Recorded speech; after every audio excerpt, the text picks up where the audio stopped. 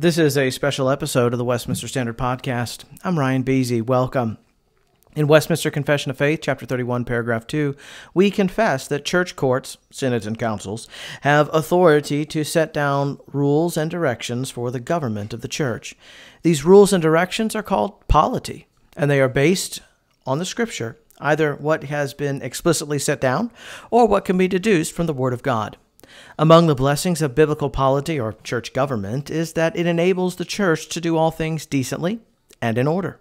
Good biblical polity allows for fairness, without respect to persons or situations. In good biblical polity, it doesn't matter whether you're part of the in group or not, but that in all situations, all people have access to the same rights and access to fair, consistent processes, not conducted in a back room by power brokers, but openly and without partiality. In a moment, you'll hear from two pastors, formerly of the Associate Reformed Synod, who believe there has been a significant breakdown in the polity of the General Synod. They'll explain their contention that this year's Synod departed from its current form of government and, following an obsolete form of government, transcended its power to dissolve a presbytery against its will and without any due process. In their view, Synod has ignored its own rules, which has compelled their congregations and a few others to secede from the Associate Reformed Church. Let me welcome Jonathan Cook and Seth Yee to help me understand some of the articles that Seth has published on the Aquila Report, which detail what looks like to me a secession crisis within the Associate Reformed Synod. Welcome, brothers. Thanks for joining the program. Thanks for having us, Ryan. Yeah, thanks for being. Well, Seth, Jonathan, tell me about your family. How did each of you come to the Reformed faith? Seth, why don't we start with you? So I was born in Korea, lived there the first 6 years of my life. We moved to the States, traveled around for about a year and a half, 2 years. We got settled in Raleigh, North Carolina. We didn't really have any Christian background whatsoever up until sometime in America. All of a sudden, our parents said, we're going to start going to church with somebody. I didn't really understand what it was. And from the time I was 8 years old, I guess, we were attending church. But I would clearly say I was not born again. I went through the process, even at a Presbyterian church, I recall, at PCUSA church, I was received as a communicant member. But it wasn't really until my father passed away when I was 15, I started kind of doing some of the stuff that gets you in trouble without a fatherly figure. And then when I was 17, I had a pretty radical conversion, which was my senior in high school. And I went off to college, had some solid group of friends who I'd been a part of at high school, and so they were really close to me. He started taking me to a Ligonier conference. I mean, I was a freshman in college, and he'd been raised Presbyterian, so he knew about R.C. Sproul. So we were driving down there, and I remember the first time we went down there, they started talking about predestination, which, obviously I was only a Christian for maybe a year, so this stuff was all new to me, and somebody who's never been exposed to it can't understand it at all. But then after going there, listening to several speakers, I think I got a set of audio tapes at the time on the sovereignty of God and just started working through that. And I mean, it didn't take long. It was like, wow, this is pretty much what the scriptures teach. So I was a member of I didn't know it, but it was a Reformed Baptist church. It was an SBC church, but I knew the pastor well, and I shared with him some of the stuff I'd picked up at the Ligonier conference, and he was he was very much familiar with RC and all that stuff, and I figured out, okay, I know where he's coming from. So soon after I graduated from college, I went immediately into Southeastern Baptist Theological Seminary, and clearly there I was established at least in a Reformed Baptist, at least my soteriology was, and it was continuing to grow. I had a couple of actually professors there who were Reformed, even at Southeastern back then. So that helped, in fact. But I was only there a semester and 2 summer sessions. And then I moved to Columbia, South Carolina, mainly to continue my relationship with my current wife, but we weren't married at the time. And I started attending Columbia Biblical Seminary, CIU now, as well as First Presbyterian Church. So that was my real first introduction to the Reformed faith from a truly sound biblical position. And through my time there, it didn't take long to continue to develop the covenant theology. And by the time I graduated, I was obviously fully embraced in the covenant stream of being a student of theology, of Catawba Presbytery, and so on. So I started pretty much as a Reformed Baptist, and soon after I came to First Pres Columbia, I became fully Presbyterian Reformed. Wonderful. Do you have you've got a wife, and do you have children? Yes, I have 6 children. The oldest is 28. Next one is 26. Next one is 25, 22, 19, and 18. Praise God. Praise God. So there's a huge, there are more Koreans more Presbyterians in Korea than in the United States, but you didn't, you had no Presbyterian heritage until coming to the States. Seminary. Yeah. Wow. Well, praise God. Amen. And Jonathan, what about your background? How did you come to the Reformed faith? Yeah, I grew up actually in the ARP church. My dad is an ARP pastor. Still, he's been ARP. He's retired now. He was an ARP pastor for 42 years. I grew up in upstate New York in Saratoga. And he was an ARP pastor, a church up there called Boston Center. So I was a covenant kid, ARP kid growing up. When I was 10, my family moved down to Greenville. My dad worked for the ARP headquarters of World Witness, where he did pastoral care to missionaries, oversaw short-term mission trips. And so I was in the Greenville area, Powdersville, Easley area down there. I went to Erskine College. Said I wouldn't, but the Lord has a funny way of doing those things. And I met my wife there. When we graduated, I left, pretty intentionally left the ARP, and I was in the PCA. So I did youth ministry for 2 years. And I went to Covenant Seminary, PCA Seminary in St. Louis. And then afterwards took a job in the PCA in Omaha, Nebraska. I was in Platte Valley Presbytery for 9 years. So I was ordained in the PCA, served there, had just started a church planting effort 6 months before COVID. So that was tough, and ended up going back to Erskine to do RUF. So I was doing RUF for 2 years at Erskine College before taking the call I'm in now that I've only been in for 1 year, which was an ARP church in Anderson, South Carolina. So I kind of grew up in it, covenant ARP kid. But obviously a lot of history there too. Yes. Do you have wife, children? I'm married, have 4 kids. They are 12, 10, 8, 6, boy, girl, girl. Our family motto is we bring the party with us wherever we go. So a lot of action. Wow. Yes. Well, great. Wonderful. So most of our listeners to this podcast are in the Presbyterian Church in America. So I want to play a little clip from Pastor Ben Glazer, who is the bill clerk, I believe, of the ARP Synod. And he's just going to give us a brief synopsis of some of the differences between the PCA and the ARP. And these are a couple of clips from the Polity Matters podcast. So just stand by. Church of the guys who worked at the mill, whereas the First Presbyterian Church was where the guys who owned the mill went. And so that's created kind of a different culture in the ARP. We like to joke that our tagline is we're reformed but not mad about it. And also one of the things about the ARP is a lot of stuff doesn't get done on the floor. A lot of it gets done out back, and we come to an agreement on something and then it gets done on the floor. So historically, there's a lot of little things that are different between the ARP and those branches of American Presbyterianism that have broken off mainline at different times. One of the DNAs of the ARP is that we're still waiting for the national church. We're still waiting for the establishment to happen in the states. And so we maintain a synod because there's no national assembly. We don't have the arrogance, I guess, to just declare that we're the national assembly. So we function as a synod instead of an assembly because one doesn't exist. Now, that had some practical effects in the authority and powers that the synod has that a general assembly wouldn't. One of the things that people who come into the ARP, especially the PCA, don't understand is that the synod can't tell anybody to do anything. The synod is an appellate court. The synod can encourage, the synod can give advice, the synod can declare something, but it has no power to tell a presbytery to do X, Y, or Z. Anything that happens at synod has to be approved by the presbyteries. And obviously that exists everywhere in Presbyterianism, but it's a slightly different nuance than exists in the PCA in regards to the authority of the synod. Well, there is just a summary from Ben Glazer from our friends at the Polymatter podcast, a couple of segments there.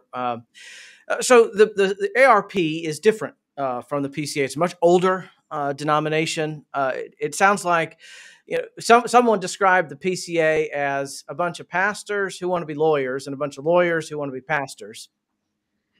But the ARP, less rigid about the polity, and then that your highest court is a synod, not a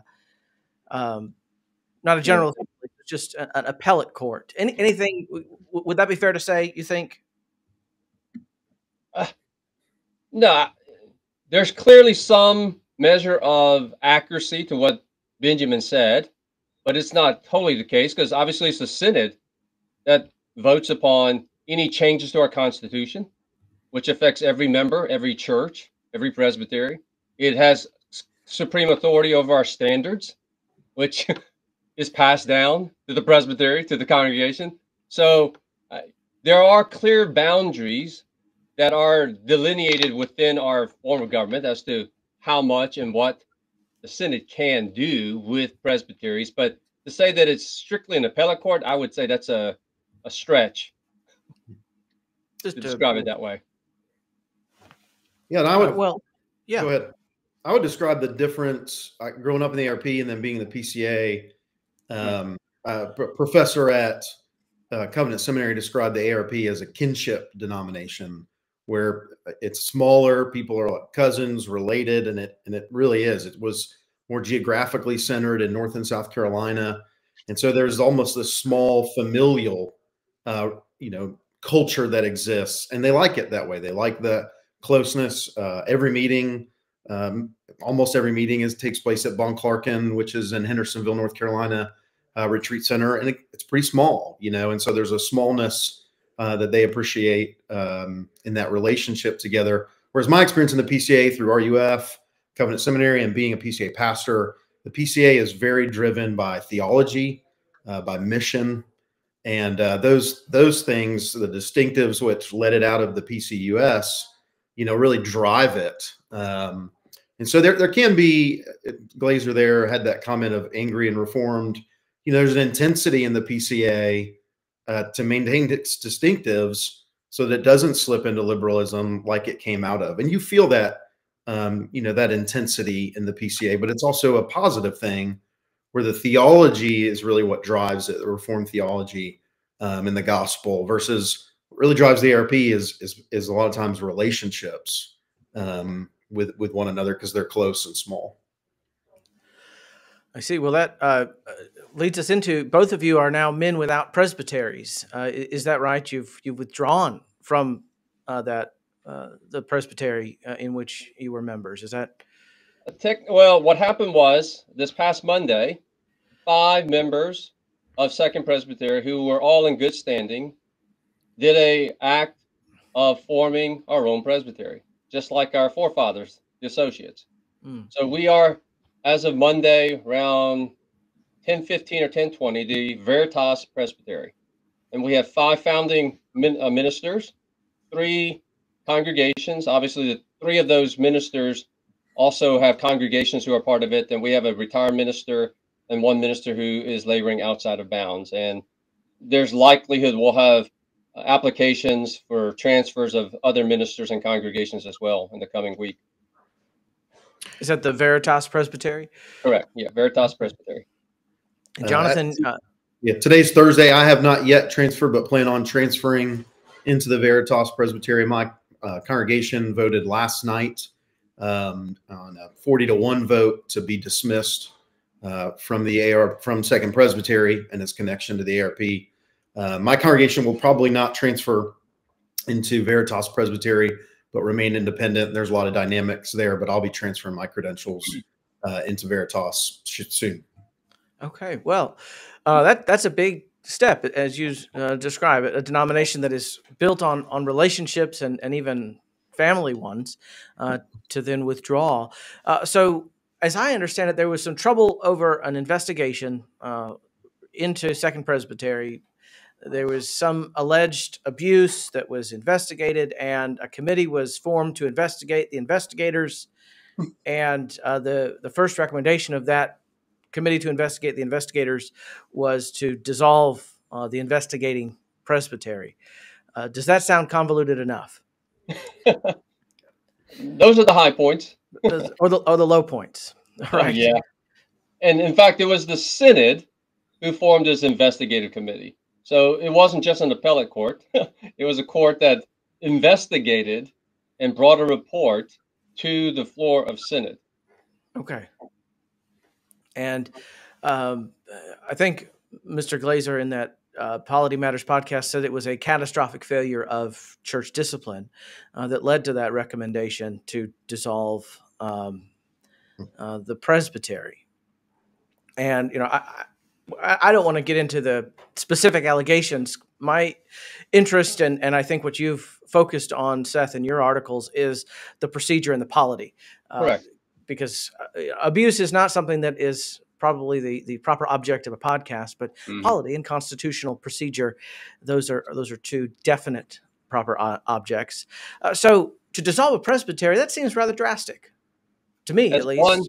As one member who was not a member of our presbytery got up and said, he was a former military gentleman. He said, "This sounds like a nuclear option. You know, we try to take steps to resolve conflict, even in war. And the last thing we want to do is go into a nuclear war." And he made that point, I think, very well. And yet we pressed the button, or the Synod did. They pressed the button to launch nuclear missiles. Exterminate. So what other options might have been available to Synod other than dissolution? Jonathan, you want to speak to that?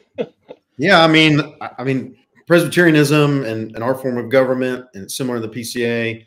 Whereas if there are issues and things taking place, I mean, you press charges, you have a trial, you have due process, all of those. You know, if there was concerns, you know, regarding the process of Second Presbytery, our presbytery that was dissolved, in that judicial matter, in that case that was being investigated, you know, all those things could have happened, investigation and then a trial. None of that happened. A document was released 2 weeks prior to our Synod meeting that alleged corruption, widespread corruption in our presbytery, and alleged all these things. And then at Synod, it's rammed through that we can dissolve a presbytery when, according to the form of government of the ARP, it states very clearly, as my wife read a couple days ago and came running out of the bedroom shouting about, that the Synod does not have the authority to dissolve a presbytery. And so, you know, due process, taking time, investigation, conversations,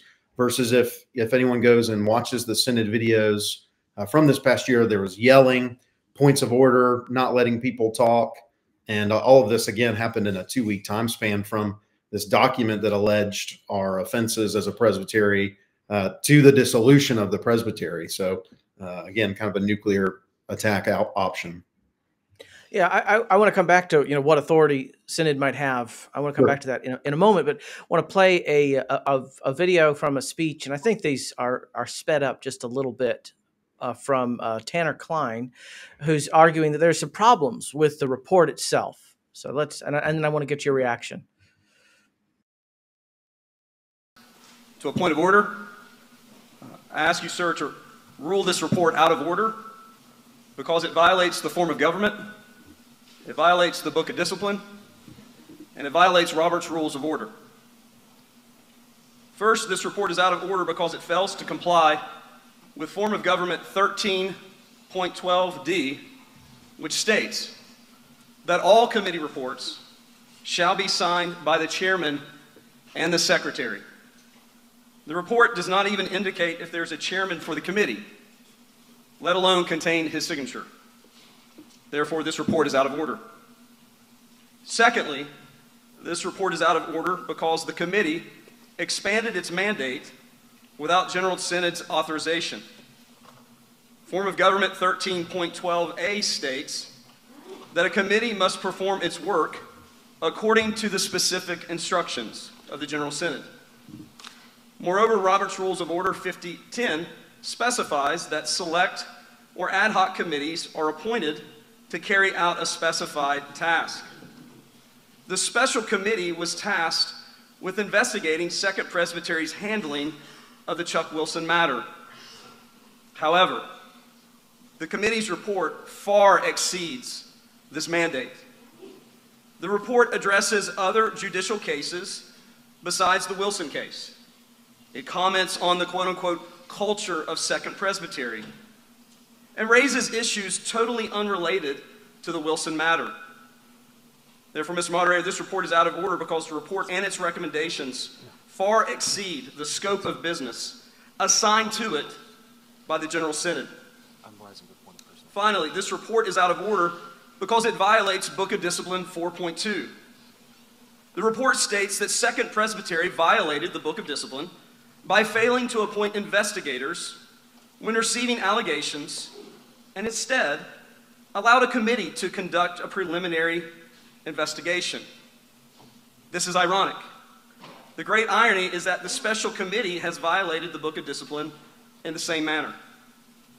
Last year, the maker of the motion, who happened to be an advocate for one of Chuck Wilson's daughters, moved that the special committee be formed by purporting allegations of sin and wrongdoing on the part of Second Presbytery, even comparing the current situation to the Roman Catholic pedophilia scandal.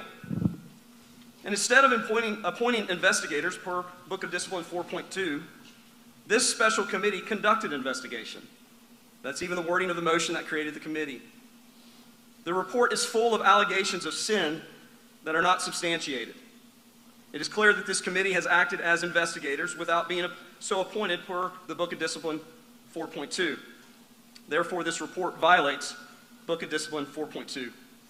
So, Mr. Moderator, for these reasons, I humbly ask you, sir, humbly move that this point of order and request that the report and the recommendations be ruled out of order.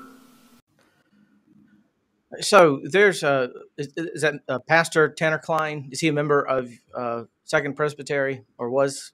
No, he's a member of Florida Presbytery. Florida, okay. So he's, he doesn't know who the chairman is. It's not signed. He's saying it was formed in an unconstitutional way and carried out its work in a way that wasn't constitutional. Of course, committees often expand their mandate, don't they? Didn't the Westminster Assembly do that? And they were just supposed to rewrite the 39 articles. And then the Constitutional Convention, they were just supposed to rewrite the Articles of Confederation. So this is not all that new for a committee to expand its mandate. But it had drastic effects for your former presbytery, did it not?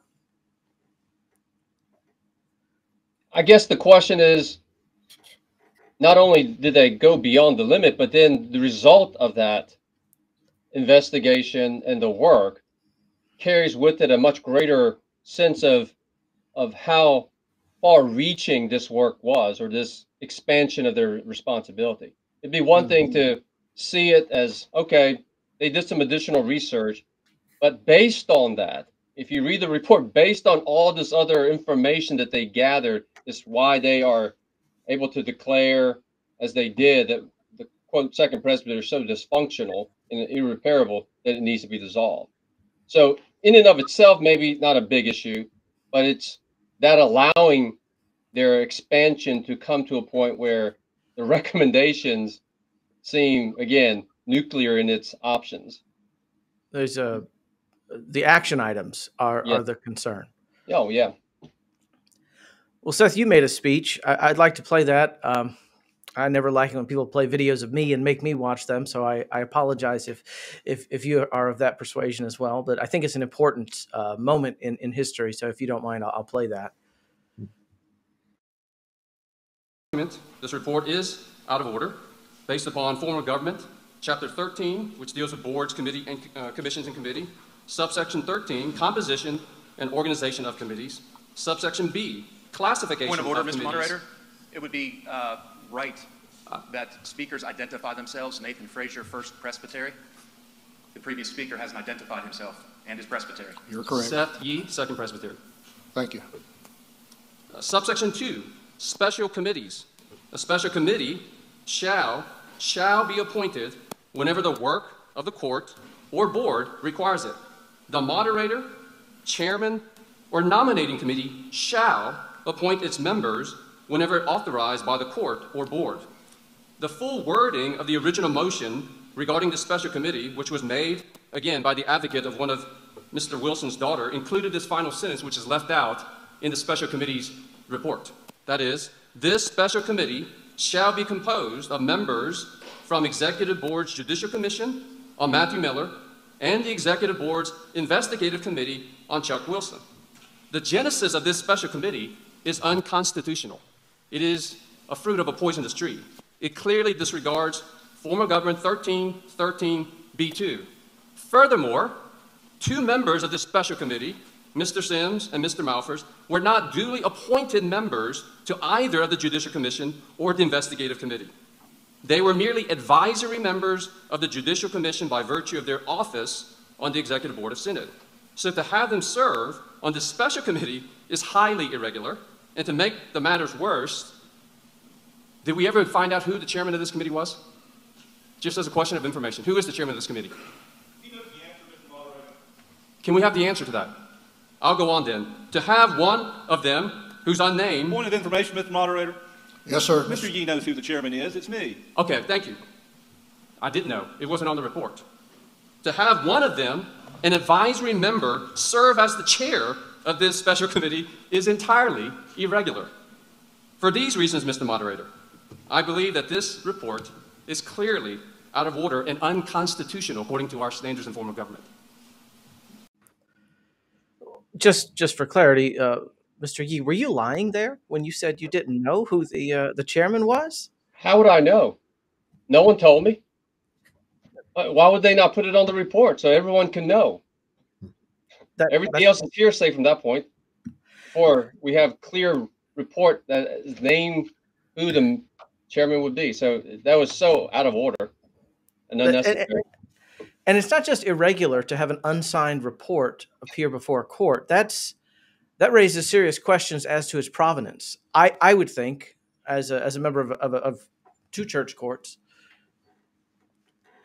But these are serious troubles that you're raising with the report. It's not just it's not signed as if there was a signature missing, right? You know, my grandmother sent me a check one time and she forgot to sign it. Well, I took it to the bank and they said we can't cash it because it's not signed. Not because they presumed that I stole my grandmother's check, but because it needs a signature. Well, I think the same is true for a report, but it wasn't just merely a signature that was missing. It was a name, right? And this may be speculating, obviously, but it just so happens that the unnamed chairman is, again, an advisory member. He's not even a duly appointed member to this committee, which was wrongly appointed to begin with. There's another clip that you may have caught where the moderator of the previous year stands up and says, I don't remember making this appointment. Who made the appointments? Yes, and nobody answered the question. And nobody called that out of order. That seems... So it's essentially a self-appointed committee. By one person of the synod. And not the moderator of the synod. Is that what you're saying? It was Rhett Carson, the man who made the motion. The former moderator stood up and said, I did not appoint this committee. Yeah. Okay. That's interesting to me. You know, as a PCA guy, you know, we are very particular about our polity. You know, we had a situation in the Presbytery of which I'm a member where we forgot to pass out a piece of paper, and there was a complaint. And I volunteered to serve on a commission, not knowing what it was, and it turns out it was that commission, because you don't find out what the Judicial Commission is when they're asking for volunteers. They just say, we need volunteers. And well, so I had to serve on the commission to tell my presbytery, we forgot to distribute this piece of paper, and so we need to sustain the complaint and start over because the rights of one of our members were violated because we failed to distribute this piece of paper. Well, that's the PCA. Yep. It sounds like, based on what Mr. Glazer said earlier, and that the ARP doesn't really isn't overly focused on details like that. Are y'all just kind of bucking against the culture of the ARP that is not so rigid like the PCA might be? I would say that, and I'm having been ordained in the PCA for 9 years, I had the same experience as what you just said, where you'll have discipline cases thrown out, on what feels like a technicality, but that process, really does matter, and it matters for the protection of people. The due process matters to protect people, and so if there's, judges do this all the time, they throw things out because that process is violated. So these things matter. From the comment earlier from Benjamin Glazer that yes, there are a lot of backroom deals that are made and have been made in the past in the PCA and the ARP, that people do come together and kind of make these deals and peace agreements or whatever. But at the same time, you have a form of government that is to be followed. I would argue, in my experience, I've only been ordained in the ARP for 3 years. My experience is they don't really follow those things technically. But then my experience in Second Presbytery of listening to people discuss Presbyterianism is they don't even understand Presbyterianism. And so we even to have to clarify those basics. So my experience in the PCA being, these things matter to protect people. All of this process is important. And yes, at times we even had to say as a presbytery, I remember a discipline case being thrown out because of, those timelines, 2 weeks or whatever it was. And it was like, this is sad, we have to start over, but it's important to protect people. And the other thing about this, which gets lost, is Second Presbytery unanimously voted to refer these cases to Synod. We followed the Book of Discipline. There's a point at which our presbytery got to a place where we realized we are clearly not in a position to objectively try this case. So we took an option that's clearly available in the Book of Discipline, which is to refer to the next highest court. And from that point on, the highest court adjudicated those allegations. So in terms of investigating, we followed the Book of Discipline. We went to a certain point and found out this is outside our presbytery to be able to handle objectively. So let's do the wise thing. Give it to the next higher court, which they would hopefully be more objective than we were. So for them to accuse us of any mishandling of the allegation, they need to ask themselves, how did they handle the allegations? And they were the ultimate court who adjudicated these matters. And our presbytery turned over, our ministers' work committee that handled all this, turned over all of their information to the special committee. They recorded all the interviews. And so as a presbytery, we send it up, we turn over all the investigation, and yet somehow we were corrupt for doing that. Well, yeah, I'm not competent even to ask a question about those details. But when you raise these issues of procedure, you were chided by the parliamentarian. Let me play that clip and ask some questions. Committee, he appointed it according to the instructions given him in the motion made at Synod. I'm disturbed by a pattern I'm seeing here of parliamentary stonewalling by appealing to this or that minutia or irregularity. Something being irregular does not make it out of order. Someone who holds an office ex officio is entitled to participate in the work of that committee. Point of order, point of order. I'm explaining my ruling, Mr. Yee. It's advisory, not ex officio. Okay, advisory.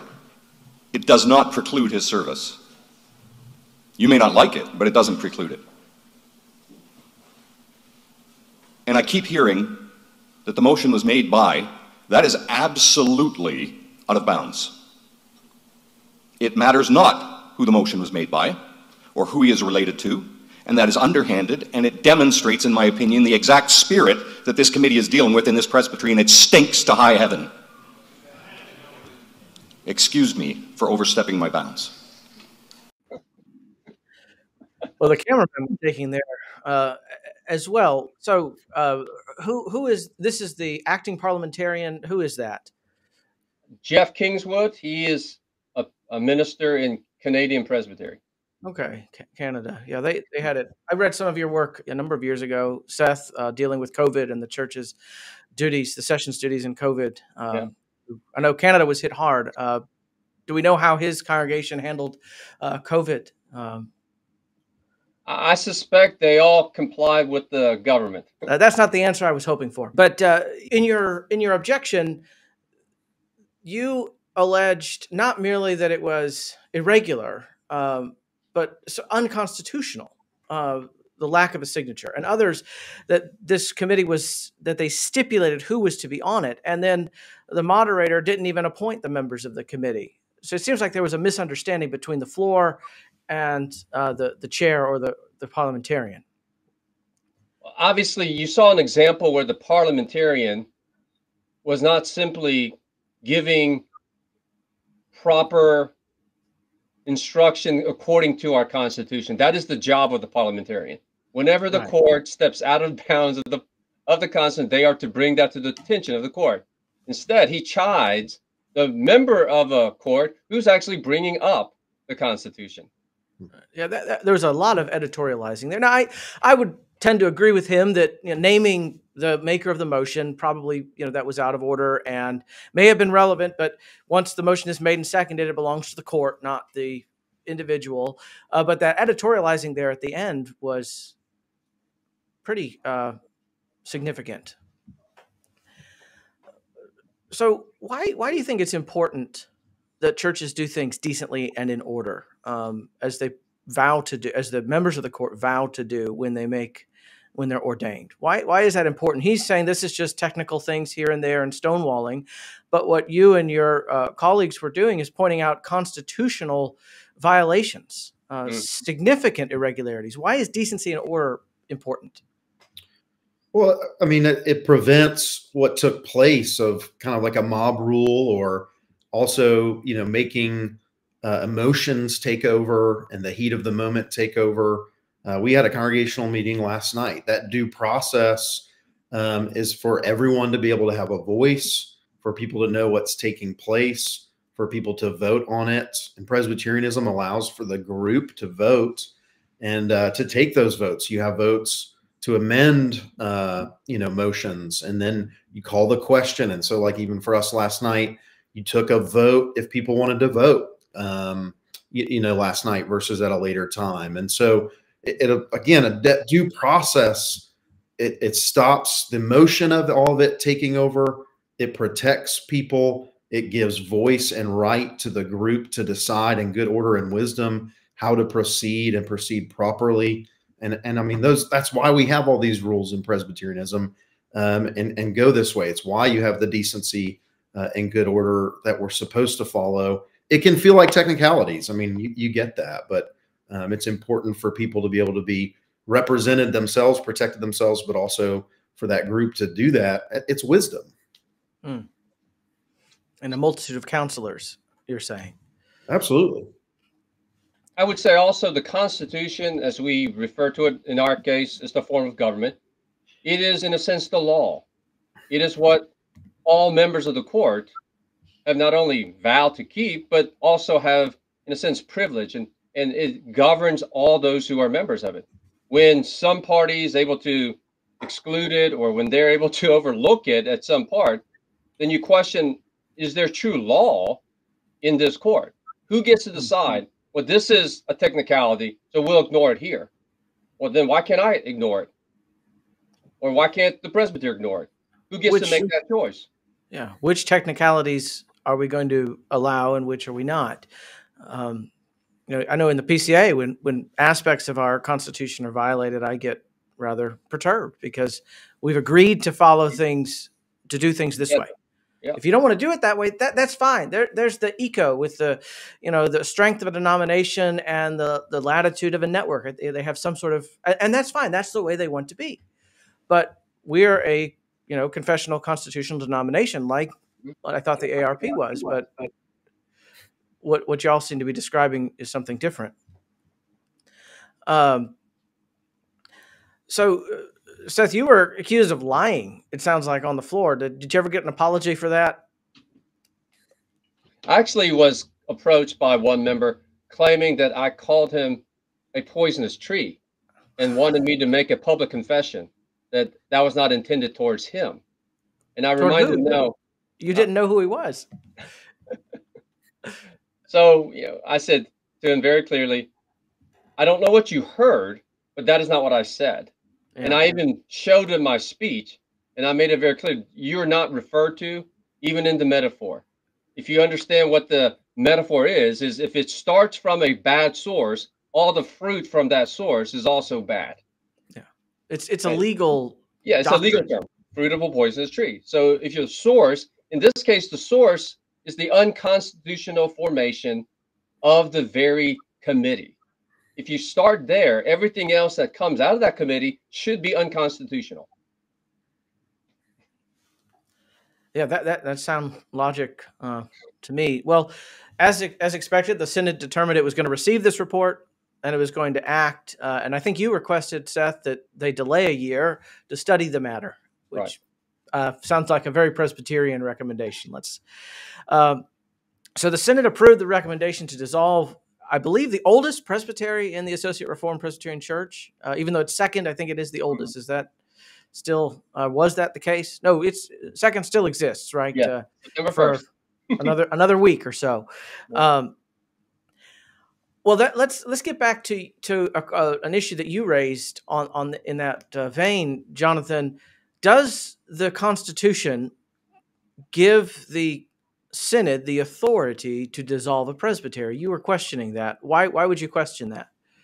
Yeah, and we made an official complaint after Synod and filed it that our form of government does not allow it. That form of government, chapter 12:22, and Seth may have it to read it exactly, but it says that the Synod shall advise. There you go. So the General Synods shall advise presbyteries in its processes, but not the outcome of the actions. And then you see down there to dissolve.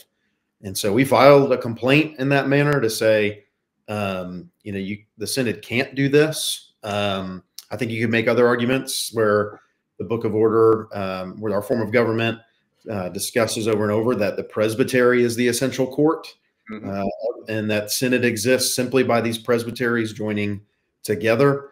But someone stood up, a former parliamentarian at Synod, and didn't, from what I remember, did not cite anything. He just said, oh, yes, we have the authority to do it and we need to do it. And he said, we actually should have done it 10 years ago or something like that. So, and that's, the court seemed to just take that testimony as true. So again, in the aftermath, we filed this complaint. That complaint was not received by our executive board. And it was declared not an emergency, though they're dissolving our presbytery on September 1st. And so they didn't even take up the complaint. And then we were actually told in that meeting, we do not have standing with General Synod to be able to file this complaint. So our appellate system, as you heard from Mr. Glazer earlier, is not allowed to make appeals, and we don't have standing to make appeals, and we're not allowed to do it, is what we were told. Well, let me push back on that. Does the Synod have the authority to create a presbytery? You see there, it says organize. So to organize a presbytery and to do those things. So if you read it in the context, if there's a group of people in a region who like to form a presbytery, they can advise in the production or the creation of it. So what you're saying is that Synod would have the authority to organize or dissolve a presbytery, except that it can't execute the outcome, right? It can advise on how this is to be done, but it can't execute it. Yeah, if I could read the later edition, the previous edition of the form of government, which clearly shows you that this updated or the most recent edition made a intentional change in the language. Before you, I just want to make sure I understand that previously the Synod did have the authority to dissolve, but with the current Constitution, that authority was proscribed. It no longer has that authority. It relinquished that authority by its own vote. Right. So this is originally it was started in 1971, and there was multiple minor amendments to it, but this is what I'm getting to read from was the former government up until 2014 or so, or either 14 or 15. I can't remember when we approved it and when it was officially ratified by the Senate, but it was right around then, which is the current language that you have on the screen. But the former government reads in chapter 13, yes, chapter 13, regarding Synod, its authority and responsibility. The General Synod shall have as his primary responsibility the initiation, planning, organization, and administration of programs designs to enable it to carry on the mission of God in Christ Church by word and deed in the General Synod and also in the local congregations of presbyteries and the whole world. Number two, in order to carry out its responsibility, the General Synod has power, which is very different from what we have in 1222. It has power, and it's enumerated to point B, to organize, going on, and dissolve presbytery. So again, the language of the former government says General Synod has power to dissolve. That was the previous language of our former government. Here, in our current, or in the current edition, it's shall advise. It's not a power to, but shall advise in order to. That's a very significant change, and so as I understand it, and again, I'm not a member of the ARP, so I'm not in any way familiar with your constitutional documents. But from what I understand, you're saying is the Synod relinquished this authority, and so in order to create a presbytery, Synod would need a group of elders and churches to come to it and say, we want to form a presbytery, and Synod could say, okay, well, you go form a presbytery. This is how you do it. Let us know when you're formed, and then we'll vote whether to admit you into the ARP as a presbytery. Is that what you're saying is the current method, current power of the Synod?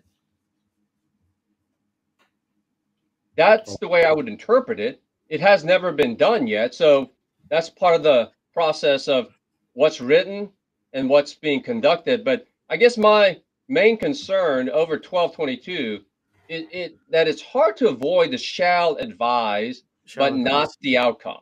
Yeah. Those are, you don't have to know Greek to realize shall advise is a clear word of coming alongside and giving counsel. It's not an authority. And then to make it even more clear, not the outcome.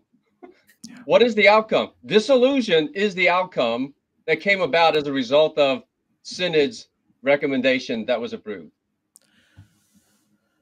Yeah, it does sound like, because one of the arguments in favor of Synod having this authority is Synod can create a presbytery so it can destroy a presbytery, dissolve or kill a presbytery. Well, I don't see that in your Constitution in its current form. Exactly. The Synod can neither create nor dissolve a presbytery. Now, one more section of your Constitution that I want to, or your former Constitution that I want to quote from the current ARP Constitution is, the General Synod will hear appeals to make final decisions in all controversies respecting doctrine, order, and discipline. Was this an appeal? Was there an appeal pending? Is that why they did this? They said, well, here's an appeal. No. So this wasn't an appeal. This 1225, the Christmas provision, doesn't apply.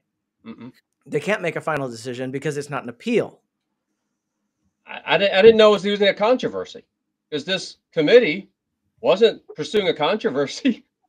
They were just given unconstitutional authorities as investigators.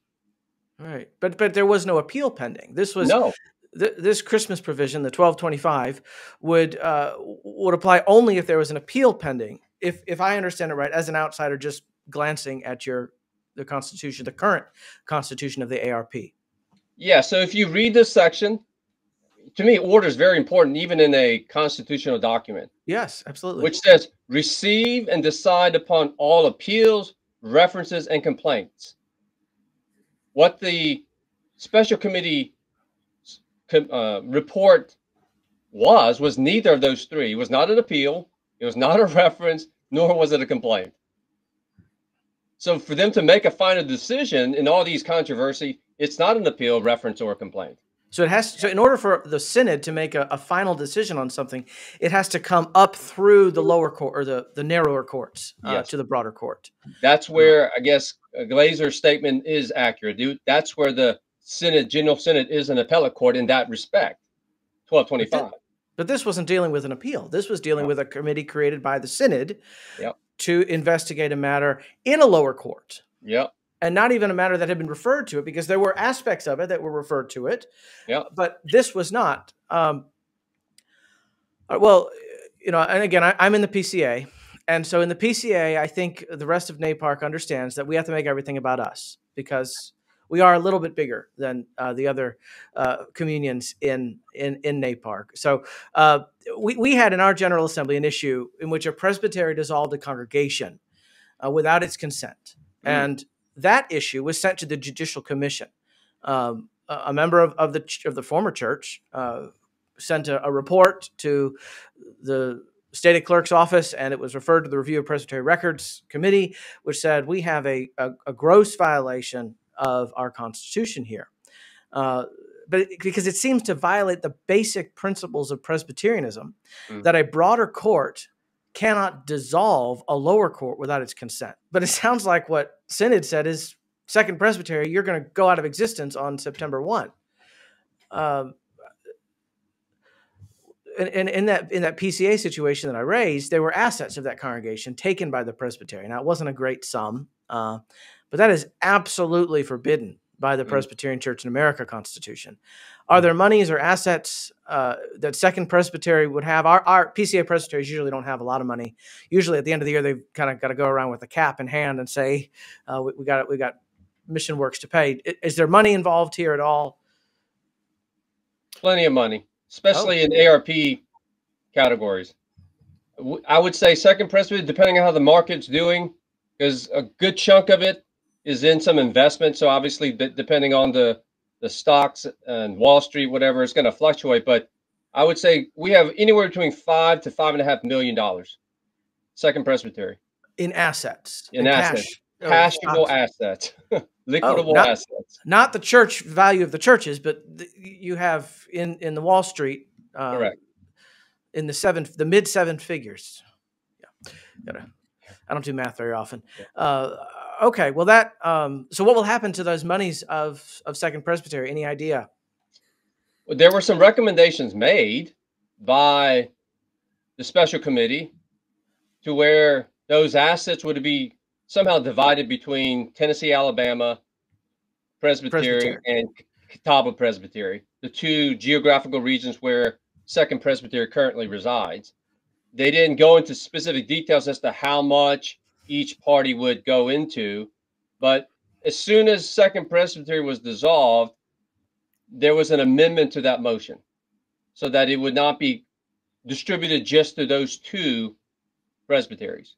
Instead, a commission was formed by which they would bring recommendations back next summer as to how those funds could be used throughout the denomination. And I can tell you, I mean, the question for some of your listeners might be, how do you get this money? This money was through the sale of churches that had closed. The ARP church is a denomination going one way and not the other. And so these churches have been sold in properties, and that's how we had the money. Our presbytery had earmarked all that money for church planting. The presbytery had started 3 church plants in about 3 to 4 years. Seth, tell me if I'm wrong on that. And Seth here was over the committee that was doing that. So there was intentionality to use that money that had been from closed churches to start new churches, because the ARP needs to start new churches. It needs church growth and new congregations. And Second Presbytery was diligently and actively participating in that. And there was a request made following the dismissal of the dissolving of the presbytery at Synod to protect that money for church planting in the denomination, whoever seized the assets, because that's how Second Presbytery was using the money, and that was rejected. Sorry, PCA guy here. I'm just perplexed because, according to our Constitution, a broader court cannot say to a narrower court, you must give us this money. I mean, that's in our Constitution. You know, we can't even mandate background checks on a presbytery level for teaching elders. Well, we can mandate the background checks, but we can't make the church that's calling the teaching elder pay for the background check, because our Constitution doesn't allow a presbytery to say to a session, you have to give us $50. And likewise for General Assembly. General Assembly can't say to a presbytery, you have to give us, $100 to send your clerk to the clerks conference at the end of the year. So I'm stuttering here more than I usually do, because it sounds like General Synod has decided it's going to set up a commission to handle the assets of one of the lesser courts. Correct. That's exactly what the motion was, and it passed. It passed. It wasn't just a motion. It passed. Now, here's the complexity in the matter. The Second Presbytery is also a corporation in the state of South Carolina. And at our most recent call presbytery meeting, the court voted not to dissolve the corporation, even though when September 1st comes along, there will no longer be members in that corporation. And you said at the beginning, we're not here to assign motives, but I would just say after the dissolving of the presbytery, if people went to the videos to watch the behavior of men on stage and men in the discussing of seizing the assets, people can make their own judgments in the behaviors. Yeah. That's not for us. Now, just again, a PCA guy, have to make all of this about the PCA. The shortest speech, the penultimate shortest speech at our General Assembly was by teaching elder Scott Edberg, who went to the mic and said, the seizure of assets. And I think it was that speech that sent a matter to the Judicial Commission, because even though it was a very small sum of money, that is just so contrary to our culture as the PCA, that a broader court cannot take anything without the consent of the lesser court, the lower court. So sorry, that's just very foreign to me and confusing. And I would assume this is not about the money, but so I don't want anyone to walk away and think that it was. You can watch those videos and make your own assessments or inferences. But that's shocking to me. So what recourse does Second Presbytery have, or did Second Presbytery have, regarding Synod's action? You said the complaints were ruled out of order. On what grounds? It wasn't even out of order. In order for the executive board, which serves as the Synod in between our General Synod meetings, when they are called upon in a called meeting, they must only act if it is declared an emergency. And so when the complaints were presented, they had a debate as to whether or not these complaints rose to the level of an emergency. And I think the vote was 11-2, that they did not declare these complaints, which would in effect dissolve Second Presbytery on September 1st to be an emergency. So they declare it not an emergency, but in a matter of weeks, our presbytery is being dissolved effectively. The oldest presbytery in the denomination is being dissolved. But it's not an emergency. And I, when I read your article, Seth, I thought a complaint would be out. So even if they had heard it, I would say a complaint is out of order based on how a complaint is defined. A written representation made against some act or decision of the church court, unlike an appeal, which may only be made by one who has been tried by a court. Any communing member in good standing of an ARP church or presbytery has the right to make a complaint against any court to which he is subject, except in judicial cases where there are appeals in process. I think that language comes straight out of the PCA Book of Church Order. So you can't complain against an action of General Assembly in the PCA. So I think it stands to reason that you couldn't complain against an action of General Synod, but simply because you're using our language does not mean that your synod functions the same way as our General Assembly. So to me, as a PCA guy, I see the argument that it's out of order, but the ARP doesn't function the same way as the PCA. So is there some other background in your BCO that makes that statement that a complaint cannot be made against the General Assembly? What's the basis of that statement? Because we're commissioners to General Assembly. We're not members of the General Assembly. We're not under their oversight directly. So I can't complain against the action of a session of which I'm not a member. And a ruling elder couldn't even complain against an action of presbytery unless you were a commissioner to that presbytery. But yeah, there has to be some way to reconsider this. And I guess maybe a motion to reconsider would be the only means by which this could have been remedied at the synod. Right. That would have had to happen on the floor of synod. Yeah. But if you would have been there and you would have watched the emotions, I don't think the motion to reconsider would have gotten any traction at all. Not even a second, maybe. No, maybe not. So at its core, what your concern is, and what has led you to secede from the ARP, is that you allege that the Constitution was violated. That, as we had up a moment ago, Synod does not have the power to the outcome of the formation of a presbytery or the dissolution of a presbytery. It can just advise. And so let me play a video from Mr. Putnam, and I think he's quoting from the old form of government here. Yep. Can I yield to Mr. Putnam? I will allow. Right. Mr. Putnam, microphone number 3, excuse me. Mr. Moderator, Andrew Putnam, Catawba Presbytery, former moderator, former parliamentarian for Synod. A couple of things. I really didn't want to have to speak this meeting. I'm standing to speak in favor of the motion. I can recount some of the things everyone else has said on both sides that I think proves the necessity, but just some things I want to clarify that I think need to be clarified also. General Synod has the authority to organize, receive, divide, unite, transfer, dismiss, and dissolve presbyteries. That is the judicial process. We do not have a way of censuring them. We did in 1799 in that form of government. We dropped it by 1953. And what I just read to you is from the latest, but was also in the 53 and 71 edition. It's a standard thing that we have the authority to do.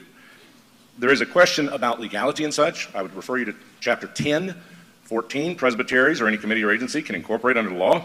However, the provision of its charter and bylaws must always be in accordance with the form of government of the ARPC. Going down to letter E, if a presbytery is dissolved or otherwise ceased to exist and no disposition has been made of its property, the holder of the title to such property shall deliver, convey, and transfer the same to the General Synod or the authorized agent or agents of the General Synod. Receipt of the General Synod on its proper agent or agent shall be a full and complete discharge of all liability of the holder and such presbytery property. We have a method for this. We've dealt with this. I know at least Catawba Presbytery is ready to deal with this.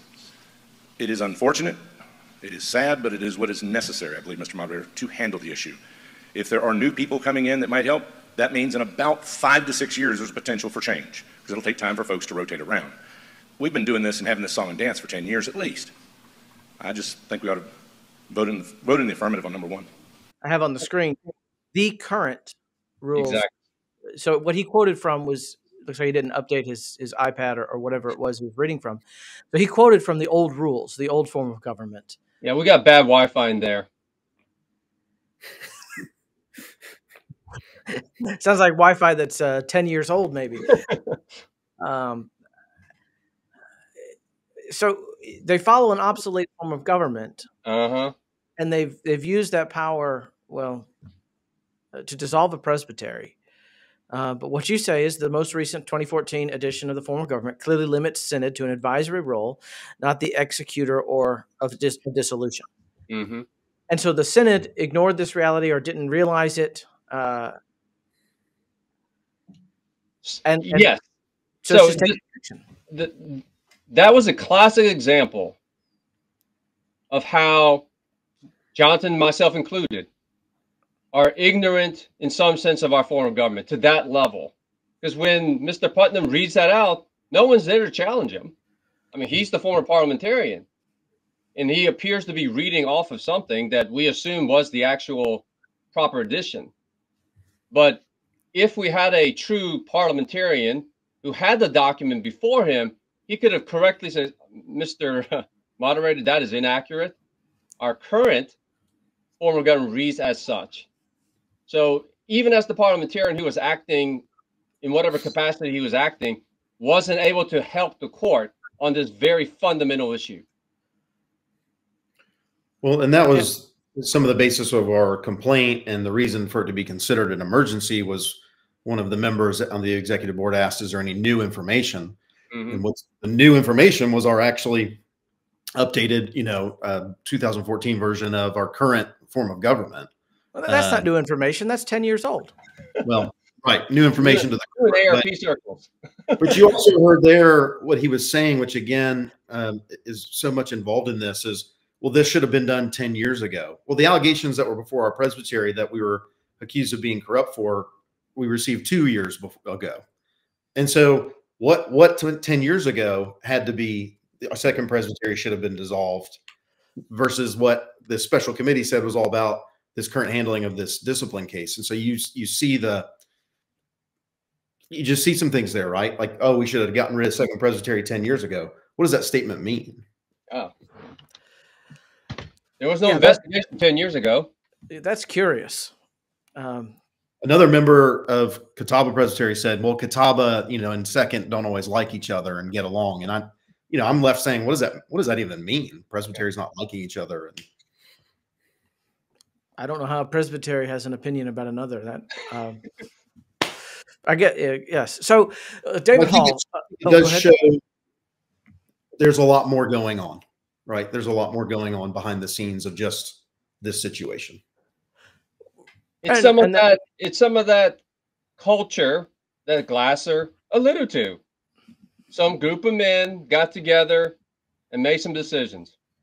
Well, in his history of the PCA, David Hall notes that there were a time or two where the General Assembly nearly violated its rules or acted contrary to the Constitution. But here, what you're saying is we didn't nearly violate our Constitution. We did. And you've acknowledged that you didn't realize it at the time, that you could have made that argument, but you didn't. So what options are left to elders, to members, to congregations who are convinced that a broader court has transcended its authority? Because we take vows to submit to the brethren in the Lord, and to, at least in the PCA, we approve the form of government. So what options are left if a court transcends its lawful authority?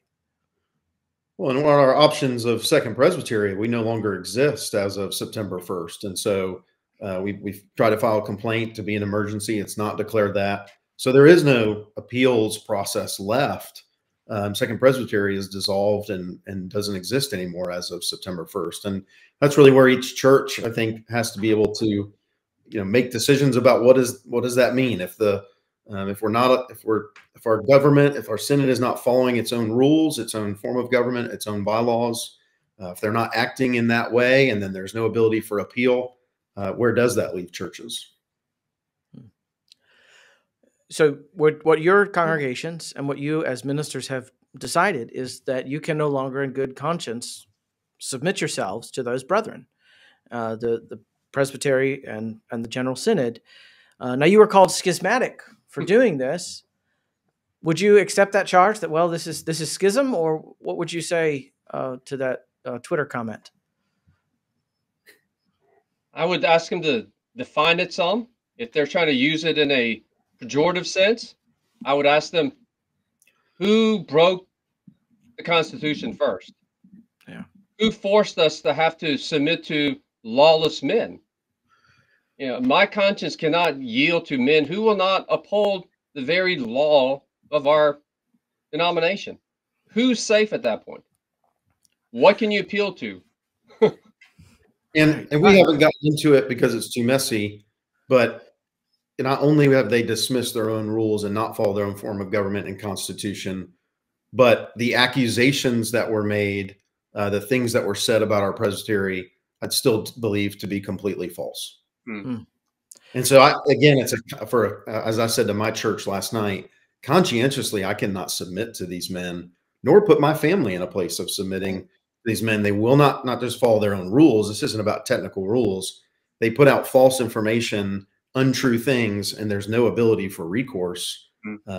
So, yes, in our Constitution, there's an important qualifier that we are to submit to the lawful injunctions. Ministers, elders, and church members are bound to submit to a court injunction only so far as it's lawful. And what you're saying, that here's a clear instance where the law has been disregarded, the church law. Yeah. And even though this isn't, from Mount Sinai, this isn't the Bible. This is something that has been developed by good and necessary consequence that we have bound ourselves to. One of those preliminary principles of Presbyterianism, that we bind ourselves to follow to follow a constitution and rules. And so what I've heard you say, if I can summarize, is that there's a situation where they're clearly disregarding the rules that we agreed to follow. And so I have to find a new place of fellowship where rules will be followed. Is that a fair summary? yeah, and I would encourage anyone to think about it as our, United States. I mean, you have laws. And so if no one's following the laws, what are you left with? Well, they're not following laws. So there's just a power group that is doing whatever they want to do, and it's not about the law. And so what do you do in that situation? And that's, for us, where you're not following the laws, you're not following the rules, you're not following your own constitution in form of government. So you are just simply at the whim of whatever power group exists at the moment. I don't think that's Presbyterianism. I think that's, more like communist Russia, but it's not just not Presbyterianism. It's not justice or righteousness. Ryan, that language that you mentioned in the BCO, we have it very similar in our form of government. Chapter 10 regarding Presbytery, 10.3, in order to carry out its responsibilities, the Presbytery has power to A, enforce the lawful injunctions of the higher court. When we met last Tuesday, 2 Tuesdays ago, at our called meeting of our Second Presbytery, as we were trying to figure out how to sort of finalize all our matters of our Second Presbytery, this very point was brought out. This is not a lawful injunction. They clearly violated our own Constitution. Well, and what had happened at that meeting, we were threatened that if we disagree with Synod's decision, just simply disagree, that we were violating our ordination vows by disagreeing with that. We weren't submitting. Because we weren't submitting. I don't have a blind submission or an authoritarian submission to authoritarianism. And I have been personally charged by the principal clerk of the Synod, who was not in attendance at the meeting, with violating my ordination vows. In that charge, he did not specify which vow, how I violated it, or anything else. It just simply sent a charge through the clerk of our presbytery that I violated my ordination vows because I have a different opinion based off our Constitution. That's the kind of stuff that's taking place as well. So if you're not following your own Constitution and there's a power broker at the top, well then, and I think this ends with the ARP trying to declare us excommunicated or defraud of some nature, because that's how they're acting and behaving. And so I have no reason to think they won't continue to act in such a manner. I too got an allegation from the same principal clerk. Mine was doubled. I was charged or alleged of breaking the 9th commandment and not keeping my ordination vow, with no specificity as to what he was referring to whatsoever. We had a case in the Presbyterian Church in America where charges were filed without any specifics, and our standing judicial commission was very clear that was unconstitutional, that you can't just say you broke the 9th commandment. You have to say when, how, what, where, maybe even. So your ministerial credentials are held by your local congregations at this time. Is that? No, mine's with Veritas Presbytery. With Veritas, right? Yes, right. As of this moment, my credentials are still in Second Presbytery, but I plan on transferring them to Veritas Presbytery. Well, that's a good transition to. So, what does the future hold? Second Presbytery had 2 called meetings last week, if I understand correctly, and the Presbytery set up some structures to dismiss churches. Now, one of the things I heard is that the call for that meeting was simply to discuss matters, and so discuss doesn't give you the authority to take action. Could you address that concern? I don't have the language right in front of me, but I'm one of the ones who called the second meeting. It was to discuss and take action. Okay. So if there was if some language was left off, it was not, it was either not intentionally left off or was. Yeah, and I can tell you, I was a member of the executive committee. Because I was chairman of the Christian Ed, and our discussion, our executive committee was very clear, unanimously, to allow for any potential action at a presbytery meeting, at the called presbytery meeting. Our moderator unilaterally removed that language so that we couldn't take any action. And I asked him to amend it to even be more specific. It was a little bit too broad, we felt. So I had amended it to be more specific to take action. He unilaterally removed the ability for us to be able to take action. And that is when, in line with our form of government and proper process and procedure, 3 ministers from 2 congregations called that second meeting, which may seem strange because our moderator would not amend it, would not respond to my emails, was also very vague. As I tried to seek to communicate with him about what he was doing, he wouldn't tell me. So we just called a second meeting of our presbytery immediately following the adjournment of the first so that we could take action. And again, the executive committee, so I don't know, 8 to 10 men, unanimously agreed that that needed to be allowed when we met. The moderator unilaterally tried to remove that from our presbytery action in the called meeting. Well, that is curious. So as I understand it, moderator is just a traffic cop, and a clerk is just a paper pusher. I mean, that's and I was even told in response by my clerk that I'm not supposed to question the moderator, that the moderator has the unilateral power to do whatever he wants to with an agenda, and that we just all simply need to submit to it. So that was my clerk regarding what the powers of the moderator were. Again, I think presbytery. Clerk of our presbytery. Again, to be, let's tongue in cheek. I mean, at some point, that's not Presbyterianism, to say the least.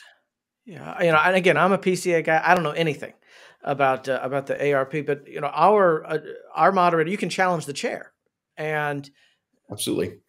So you can amend the docket. Now, sometimes it takes a 2/3 vote to do that in the PCA, but you can amend the docket. So your presbytery, Second Presbytery, has established some procedures for how churches might leave between now and September 1. Is that correct? Churches and ministers, I suppose. Yes, we were able to, at the second call meeting, even after it was by the moderator declared out of order. So we did challenge him so that we might continue to actually have the meeting. He was overwhelmingly defeated in his ruling.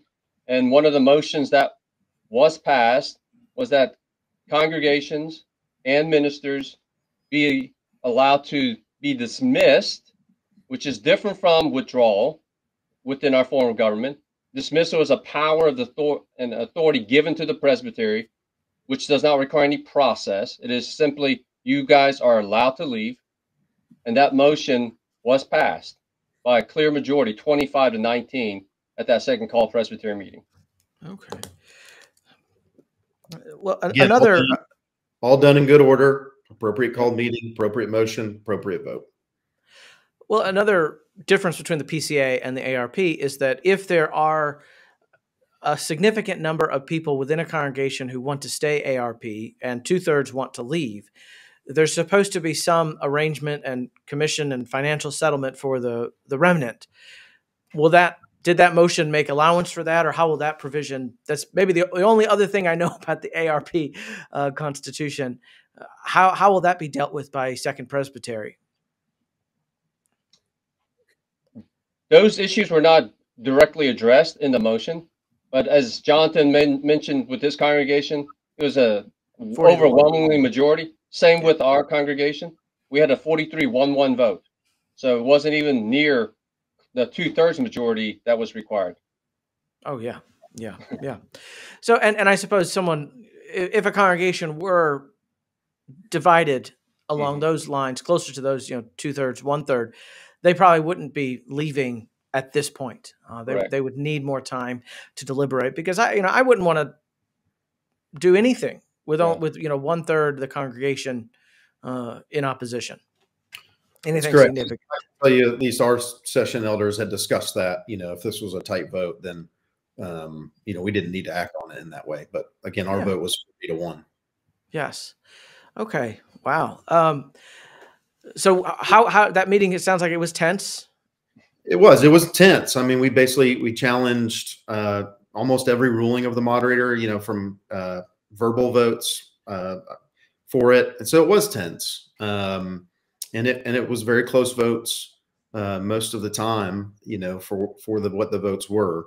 I don't know that you could say it was respectful. I think a group of women from my church attended, and they would say that, it was, I would disagree that the way the Synod videos, if you go watch, I think, that it was sad, and it's all very sad. I made a short speech, and again, I've only been in the presbytery for 3 years, but I said what I've witnessed is a group of people that hate each other. And it is really sad that is the existence. Our presbytery meeting was done in good order. It was done appropriately according to procedure, but it is sad the nature of the relationships, even to the degree that we always sing a song of unity at the end of the presbytery meeting. We voted and agreed not to sing that. And that's based off Psalm 133, how sweet it is when brothers dwell in unity. We voted not to sing that song pretty much unanimously. And Seth, I could be wrong on that vote, but it was overwhelmingly. And that's, again, very, very, very sad. You had the reading clerk, who's typically a very mild-mannered man, get up and make a speech where he was very impassioned, like I said, unlike the way he is typically, even to the point where in his emotional response, used our church's name as well as myself, and we should just dismiss him now in his speech. And I said, I'll second that. If you want that motion, I'll second it right now. But that behavior is uncalled for when you're making a speech to call out a church and a minister in his hostility. And again, the whole meeting opened with a elder from one church threatening the whole body that whoever voted against the decision or took any action to disagree with the action of Synod to dissolve our presbytery was breaking their ordination vows. And they made it be a roll call vote so they could keep track of us. And apparently that's maybe where my charges come from, but about 25 of us voted for that. So why only 4 or 5 of us have been charged versus everybody? That's a question I think that's also outstanding and is yet to be answered. Wow. Well, I'm very saddened to hear this. This is, we have to follow our Constitution, whether it's the PCA Constitution, whether it's the ARP Constitution. And to your point, Jonathan, of not singing that psalm, you don't want to sing words that are not true. Yeah. And it is pleasant and sweet when brothers dwell in unity, but there might be the implication in singing that we are in unity and you're not. So there'll be a number of psalms that you could sing in laments. And the motion not sing was made by an older gentleman in our presbytery. So former moderator of our denomination. Well, anything else as we close? What do you think is in store for Veritas Presbytery? Are you perhaps looking to affiliate with another denomination or to continue indefinitely as a presbytery there in South Carolina? I can only speak for myself. We've had very little time to look at the long-term big picture. We've had times of prayer leading up to these actions, but due to the time constraint of September 1st being right around the corner, there was not a lot of looking at what we will be or who we are. We, especially as ministers, recognize that we can no longer stay in the ARP in good conscience, and we had to bind ourselves together as ministers to continue to maintain our credentials so that we can properly serve not only our congregations, but Lord willing, whatever other potential opportunities may come available. So those questions will begin to be hashed out, obviously, over the next 2 months or so as we form a document that would be kind of like our book of order, and to also be very clear about processes that we don't want to find ourselves muddling as well, and not repeat the same mistakes that have been done. Well, I would be, I simply voted also to take time to decide what's next. And one of the main reasons was the September 1 deadline is so so fast approaching, where the church really has not been able to consider. And so part of really the motion that our church made was to allow for prayerful consideration and time without the binding of this rapidly approaching date. So certainly. Well, I would be remiss if I didn't say anything nice about the PCA. We'd love to have you. We have a constitution, and we have a bunch of pastors who want to be lawyers, and lawyers who want to be pastors, and some pastors who used to be lawyers. Mm-hmm. So we have our faults. We are not a perfect communion, but I grieve. We will be praying for wisdom for your churches, and Seth, for your new presbytery. Anything else as we close? Yeah, I really would just say it is all very terribly sad. It's terribly broken, and there's no delight in these actions that we have taken, that I've taken, that our church has taken. It is terribly sad. And so just asking listeners to be in prayer for the ARP church, for the ministers who have felt the need to leave. And there's uncertainty in that as we make these decisions and go to a new presbytery, forming a presbytery. We're just kind of in scramble mode. So we appreciate and covet your prayers as ministers and as congregations, and also for the ARP denomination. But it is very just terribly sad, and sad that it all has taken place. It is.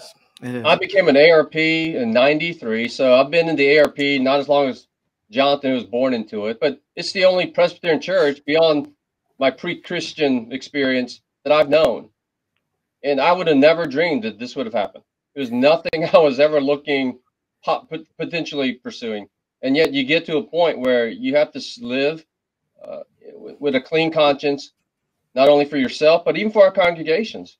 I have to watch out for my congregation as I'm pastoring them, and to make sure they're going to be protected. And if the Constitution is not upheld, no one's protected. My father was in the denomination, has been in the denomination for 42 years, and I think I would just say that I think he is heartbroken. Yes. And so are many other men. So. Well, this has been a heartbreaking episode to hear about. I'm still processing what I've heard from you both. Thank you for joining and trying to help me understand the articles that Seth has written. I would be interested in hearing from others in the ARP. Is there a provision in the current form of government that has been missed, that does indeed give the synod the power to dissolve a presbytery without any due process? If anyone has information in that regard, please reach out via Twitter or email. One thing I have heard is that synod is the court with authority to change and give final interpretation to the standards in the ARP. But in that regard, I'm curious about whether synod, in its power to interpret the form of government, is enabled to ignore or disregard specific provisions. I don't know the answer to these questions. I would love it if someone can show me in the current form of the ARP form of government that synod has the power not simply to advise regarding the dissolution of a presbytery, but indeed to act, to order that outcome. And those are questions that I still have and have been unable to find the answer to, and I would love help in that regard from our listeners. This has been a special edition of the Westminster Standard, which is the podcast of Jude 3. As a reminder, the opinions and views expressed on this program are not necessarily those of Jude 3, and if you have any questions about what has been said, you are welcome to contact our guests, Mr. Seth Yee or Mr. Jonathan Cook. For more information or to make a donation, please visit our website, jude3pca.org. And join us again next week as I welcome Ruling Elder Rick Springer to tell us about his work as the chairman of floor clerks in support of the Presbyterian Church in America's General Assembly. I'll talk to you then.